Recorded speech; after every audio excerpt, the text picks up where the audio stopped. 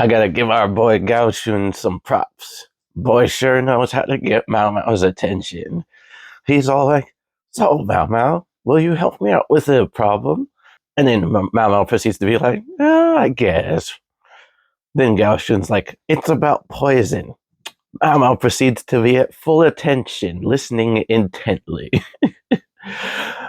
Man, Gao Shun sure understands Mao Mao pretty well now, doesn't he? In any case, let's dive into what happened in this episode.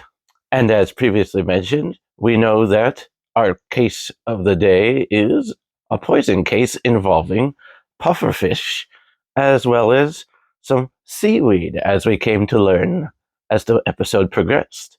Now, overall, this portion of the episode wasn't all that crazy.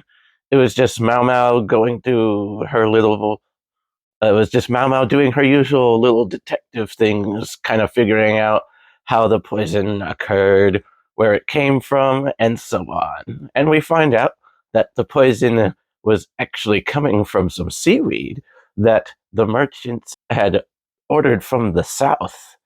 And it is because of purchasing this type of seaweed that generally wouldn't that generally wouldn't be poison ended up being so due to where it was from and the type of and I'm assuming it was because of the type of water that it existed in.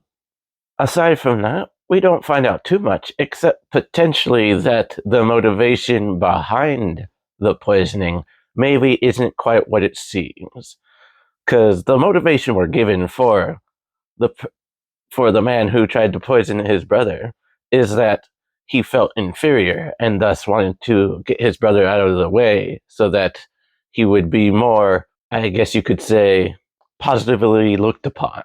However, Mao Mao, of course, isn't so sure this is the case. But whether or not it is has yet to be determined. And this could be another little hint that they've dropped to us about something grander going on. But only time will tell in that case. However, it is the last bit of the episode that gets really interesting because we are more thoroughly introduced to the military strategist Lacan.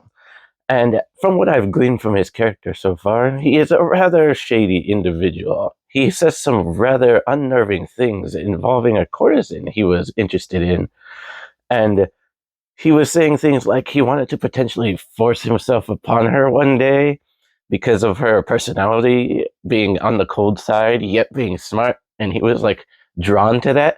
But because this courtesan never showed really any favor towards him, this made him want to pursue her in this unnerving way even more. So whatever his interest in Mao Mao is also very concerning because he has a strange curiosity towards her. And after the way he described the courtesan he was interested in, her personality did sound rather similar to Mao Mao's. Now, whether or not this is a hint that that courtesan is Mao Mao's mother or not is yet to be determined. But that would be rather interesting.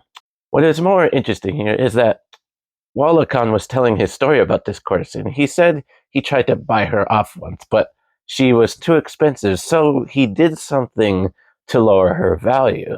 But then we are left to wonder what exactly it was that he did to do just that. Because he kind of cuts off and starts going on to something else, inquiring more about Mao Mao, and seeming to want to seek her help in a case he's working on. But I have a feeling whatever reason he wants to get closer to Mao Mao or for her to work with him is definitely not just for business. And he probably has some more shady ulterior motives involving her. Hopefully, whatever those motives are don't come to fruition, at least for our girl Mao Mao's sake, because I would not want to see anything happen to our precious girl, our precious poison-loving girl. Speaking of which, there was this pretty funny scene involving Mao Mao thinking back to the gift that Jinshi brought her with that weird fungus that was growing on insects and whatnot, and she was all happy and giddy about it.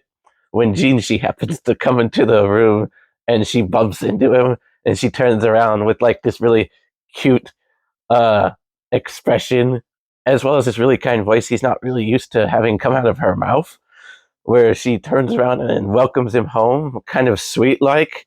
And this scene apparently is so shocking to Jinshi that he proceeds to go and bang his head against the wall because he did not know what just happened. He's like, what did I just see?